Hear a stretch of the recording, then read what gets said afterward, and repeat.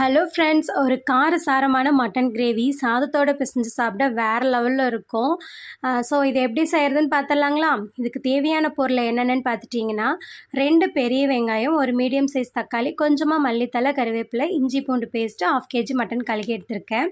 இதுக்கு வேணுங்கிற மசாலா 1 ஸ்பூன் மல்லி, குருமிளகு, சீரகம், சோம்பு, 2 வரமிளகா. இதை கருக்காமல் நல்லா பொன்னிறமாக வறுத்து எடுத்துக்கணும். வறுக்கும் போது இதோட அரோமா சூப்பராக இருக்கும்.